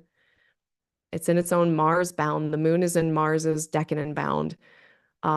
This full moon just feels so martial, and it's like wanting to pursue something, wanting to go after something in this first decan of Scorpio. And we don't just go after something when we feel like we have enough. We don't pursue something when we're happy with what we have. So this notion in the Five of Cups that we're not necessarily understanding what we do have, that could be the case. It could be like a really true, like, yeah, looking around being like, this is not enough. And then how do I want to go forward? Like, where is my motivation pulling me? So yeah, just really martial full moon. It can be in that martial sense, intense. It could be just like that aha moment around motivations or how you want to move forward. It could just be a lot of feelings. Like could just literally be a day of feeling a lot of feelings. Handle them. Good luck. This is where you talk to the other professionals that aren't me. I am out of my lane at that point. But yeah, moon being here in this very Mars place is just deep, deep feeling, deep, deep sensing. We might be more sensitive on this day too. If the moon in Scorpio, I like to think about it like kitty whiskers. They're just constantly sensing and picking up so much around it that during this full moon on the 23rd of April, especially if you do have a lot of Scorpio planets or Scorpio luminaries, you might want to rest a little bit on this day if it feels like there's just too much to sense, too much going on out there. Might be a little bit overwhelming. Oh, let's see. Is there anything else I need to say about that? I don't think so. Yeah, so we have that full moon, and then the next day we can see right after the moon's next aspect is then a trine with Saturn. So, not only how are we strategically moving forward, or what are we feeling really strongly about, and what information do those strong feelings give us? And then how do we deal with that in a sustainable way? How do we deal with that in a way that suits us in the long term? In a way that, hopefully with Saturn is speaking to healthy boundaries. Maybe there's a lot of strong feelings on the 23rd that are signals about boundaries that need to be made. So on the 23rd, 24th. So yeah, it could just be that internal conversation with yourself about like, okay, this situation happens, or if it happens again, this is what we're doing next time. It could be that. Um,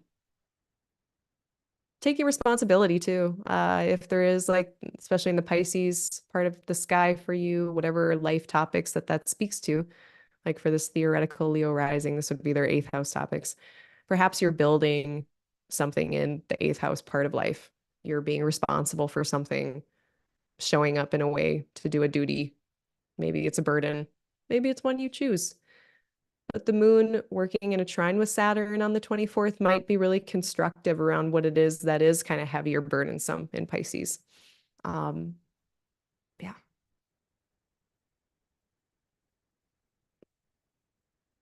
So on the 24th, the moon clears that trine with Saturn by 6 p.m. Central Time.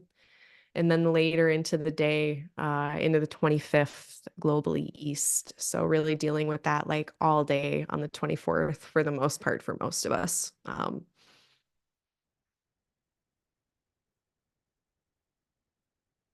Mars is now within 3 degrees. So again, now we're in that April 24th to April 29th, 30th. We're on notice about big decision making. Another thought that I had, okay, so let's say I'm wrong. Like it's not that we need to be on notice about decision making and that being confused. I kind of wonder if Mars and Saturn, they're trying to navigate something that is confusing. Like it could just be that, yeah, we're putting an effort toward a really confusing thing, a really circuitous, winding thing. Um, I can think of lots of scenarios where that would be in the eighth house. It could be around complex finances, just the circuitous beast that is an investment portfolio, end of life issues and navigating those, whether it be the logistical part, the financial part, the legal part, the human relational part. Um, if this was like someone's 12th house, dealing with really circuitous spiritual matters, challenging inner work, challenges with chronic health matters. So it's not that Mars is bad at decision making necessarily. They could be, but if it's not that, it's like, okay, Mars is doing just fine making its decisions. It is in a lot of power right now. It's in its own decadent bound, for Pete's sake. At the same time, maybe it's trying to make decisions in a really confusing environment where things are very unclear. So that could be the case as well. And then my heart is just with you, my friend. Then when we get Mars with Neptune, Mercury's stationing, Rahu is there. We're doing Mercury retrograde protocols. We're leaving earlier for places. It's the last week of April. We're over communicating. We're leaving early for places.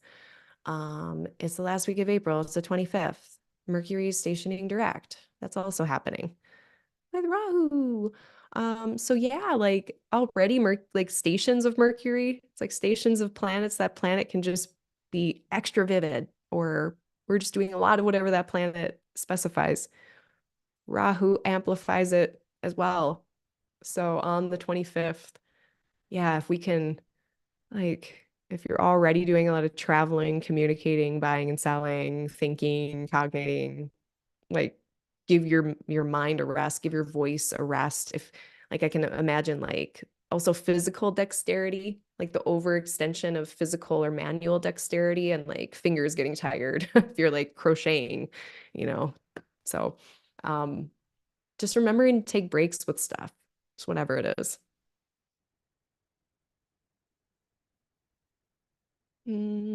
So little things about Mercury stationing. Um, it can be loud. Retrograde stuff, stationing stuff, there can be inconsistencies with Mercury. We're leaving early, we're over communicating.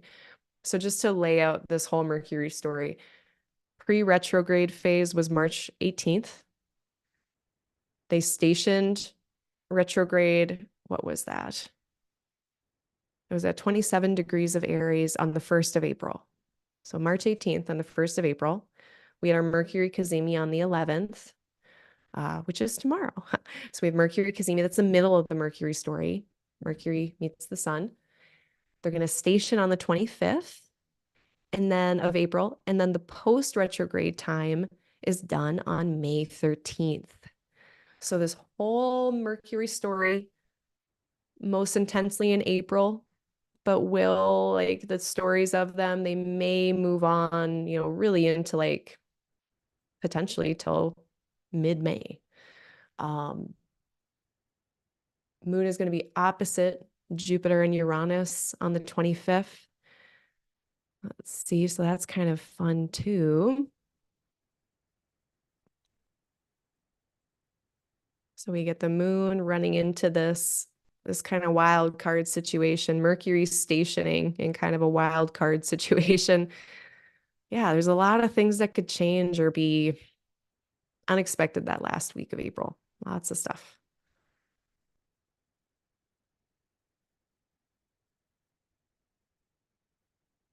Yeah, and then the moon trine Mars aspect of this really just feels like action. It feels like effort, motivation, strategy, action. Maybe it's happening quieter, making moves in silence, doing the moves that we can make, even though we're uncertain about certain things. But it's a trine, so it looks pretty effective. Um, very curious. That whole configuration across Taurus, Scorpio, and Pisces. It is constructive to me. It looks constructive, even if it's messy. And then on the 27th, the moon is going to be applying to a square. 26th and 27th, the moon is in Sag. On the 27th, the moon is going to be applying to a square with Saturn and Mars and Pisces. Now, this is not as uncomfortable potentially as Moon Gemini square these planets. In this situation in Sag, the moon has a bit of that quote unquote upper hand of being in the earlier zodiacal order, overcoming these two planets. So this is where, okay, frustration, maybe, challenge, long-term effort, delayed gratification, perhaps. But wow, is my spirit indomitable? Perhaps I can't be held down or back. Perhaps I am optimistic anyway. Maybe I'm having to make adjustments and pivot and change, and it's tense, and I'm having to put in effort, but I believe it can happen. Now, moon in this, especially this last part of Sagittarius, it can really go. It's like this kind of Saturn, Marsy part of Sagittarius. That's where my chart ruler is. And Austin Coppock talks about this last decan of Sagittarius is one of the things he says is choosing the rider versus the vehicle. Like you can imagine like riding a vehicle until the vehicle is falling apart. And it's like, eventually I got to jump out and barrel roll. Otherwise I'm going to be taken with it. And that notion of being able to just go and go and go until the very end to the point of self-harm potentially. So, that moon being indomitable, like that's why I use that word specifically. It's not like it's that kind of energy of not being able to be held back, ungovernable, if you will, but also potentially going too hard, too ham. So another day on the 27th to not overdo it. Could be a really productive day though, a day of working through a lot of hard work. It is a bit of a, oh yeah, it is a malefic enclosure. So Sagittarius malefic enclosure, but not so severe because the moon is in more control. It is Central Time. It's from 3:21 in the morning Central Time on the 27th to 1:14 in the morning on the 28th. So effectively on the 27th. The further east you go, this really turns more into the 28th, this crunchy day.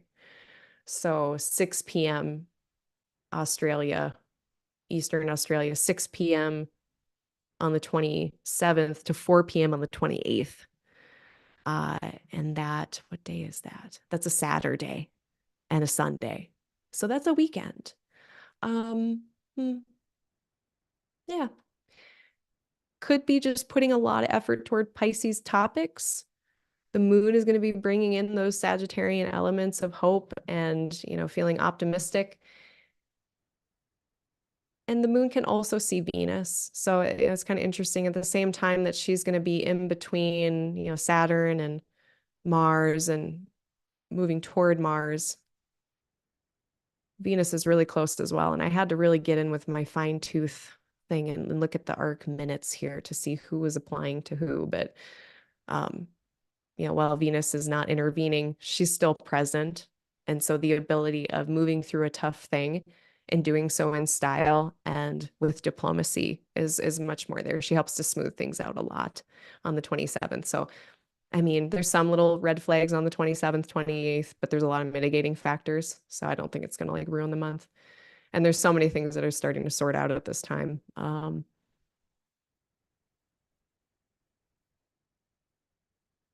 Moon is square Neptune as well. In general, that can just be, efforts that go uncompleted or just lack of clarity, uncertainty. So again, just double checking decisions before moving forward, crossing T's, dotting I's. Even though Mercury's direct at this point, they're no longer retrograde. They're still very slow. And so likewise, as above, so below. If Mercury is slow upstairs, that means down here travel is slower. Mercury is slow upstairs, that also means down here our communications might be slower. But they are visible. So we can receive them. I do think we can travel, we can receive the communications. But yeah, they're not moving at speed yet.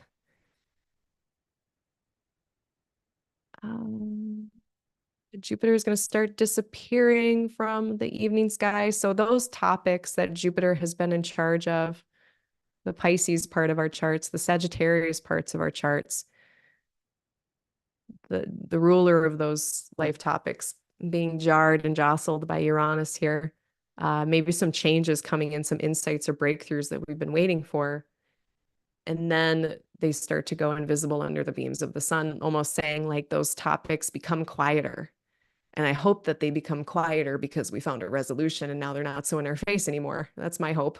But it could be okay now. We have to wait until Jupiter pops out on the other end to see how the Pisces and Sagittarius things are going to turn out. And let's look at when that is.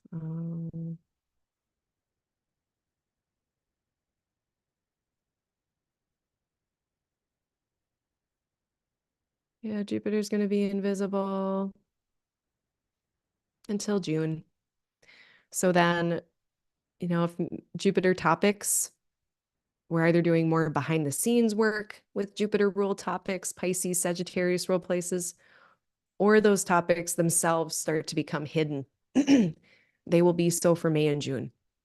So just so we understand that.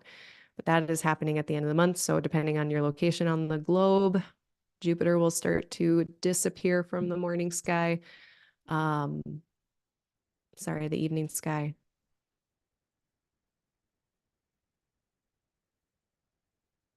I think we just have to talk about Venus going into Taurus. I think that's it. Yeah, Venus is going to have their interaction with Pluto right before they enter into Taurus. So this was, now we're the 28th, 29th. Moon is applying to Pluto, Moon in Capricorn. Venus is moving into Taurus. So those pressurized, either, again, it could be something boring, but just an important engagement with someone, important interaction with someone, or a pressurized interaction with someone.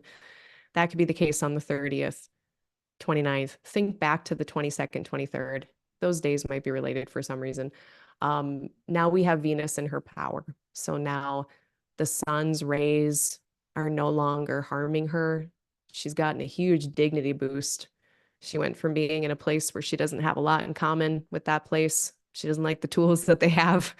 She would much prefer her own home with her own tools and doing things how she likes to do them. And now she's able to do that in Taurus. And the sun and Jupiter and Uranus all benefit from her presence there.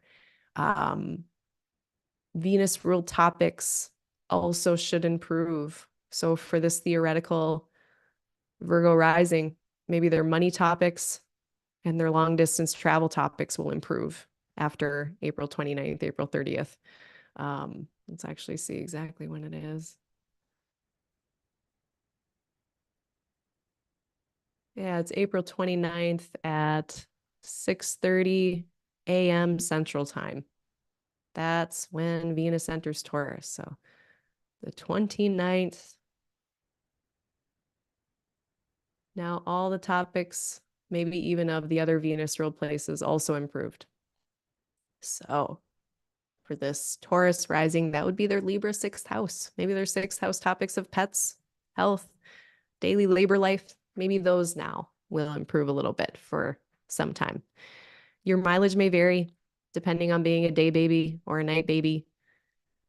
When she is in Taurus, she, like the other planets in Taurus, will now be in a sextile with Mars and Saturn. So rather, I mean, for the most part, pretty unbothered by them, able to work cooperatively with them, able to have some constructivity between the Taurus and Pisces parts of your chart. So yeah, now especially, I think really the month of May, I've mentioned before, you know, this interaction between this connection between Pisces and Taurus, just with the Lord of Pisces, Jupiter, being in Taurus.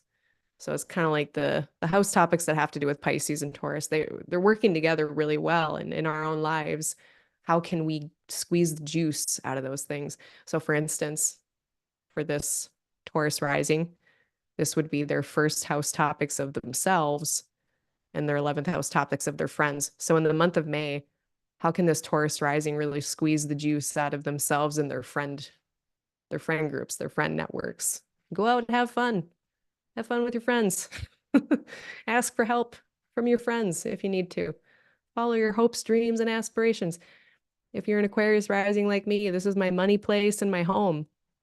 How can I really maximize the stability and benefit that I'm getting out of my bank account currently as it stands, whatever skills I'm developing, and being able to do that in the stability of a nice home? That's how I'm squishing together my bank account and my home. It's like I actually have peace so I can work on the bank account stuff.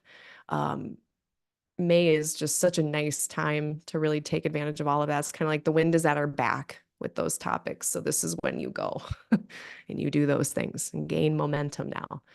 I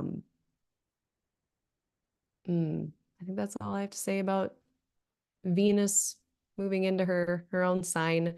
I mean, I could wax poetic about Taurus and Venus, but I'll save that. Maybe I'll save that for the Q and R. Question and responses tomorrow at 7 p.m. Central Time, right here. Maybe I'll talk about Venus and Taurus for a little while. So she's gonna be in there. So she clears that square with Pluto by May 3rd. So just so you know, Pluto square Venus, power dynamic situations, maybe things that are out of our control. It's like we're trying to do things in the Taurus parts of our chart, but there might just be some roadblock in the Aquarius bits that is just very difficult to navigate or negotiate. After May 3rd, that should feel lighter. That should feel like less of an issue, hopefully. I would say, when it comes to relationships, romance, dating, April 29th through May 3rd are, as much as I love Venus in her own sign, I don't want to date. I don't want to seed a new romance under these guys. So I would wait to go on that first date until after May 3rd. Let me just, oh gosh, I don't like that. Now I'm just going into dating election mode. Yeah, the third and the fourth don't look nice either. But yeah, that first week of May is dicey.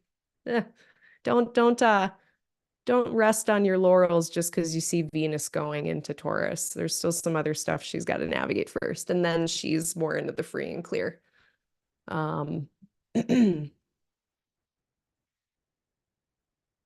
So last things.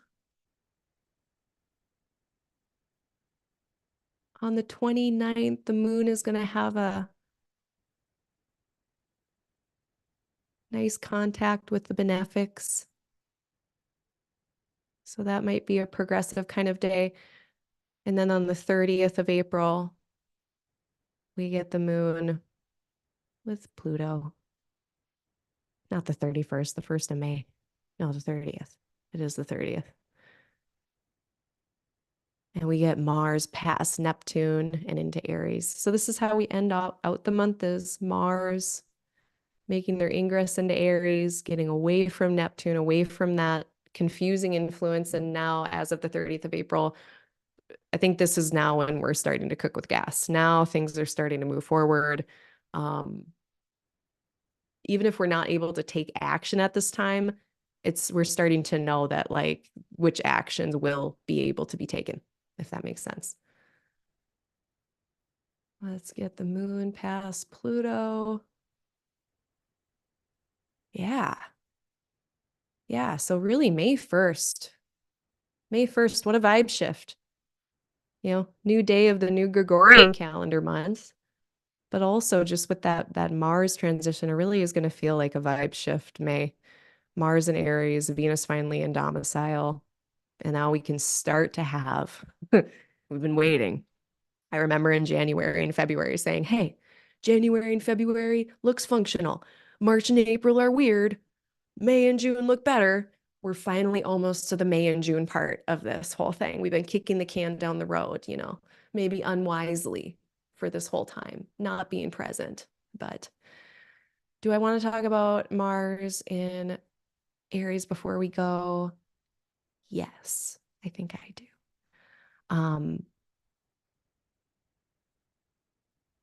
So Mars in Aries, usually already the fastest. So brave, just runs into stuff, just does stuff, tries stuff. Maybe he's going to figure it out later, maybe not. Not a lot of staying power, but a lot of starting power. Very assertive, direct, wants to get from point A to point B, doesn't really want to be circuitous and have to worry about other people along the way. Wants to do its thing and get there. Really fun, youthful. I feel like Aries, there's something about Aries that's just very, very youthful. It's initiations and beginnings, but sometimes Mars can be really rough, intense initiations or beginnings. Mars is anger, frustration, irritation, rage. It is what wants to cut something away, push something away. It is aversion. It says, I don't like that. That's Mars. I don't like that. Well, maybe Venus. Maybe that's part of that Mars-Venus duality pair, but Venus knows what she likes. Mars, so they're aware of what they would like to avoid and cut away. In this first decan, they're very strong. And with Rahu now, this is where, okay, usually already they're all of these things.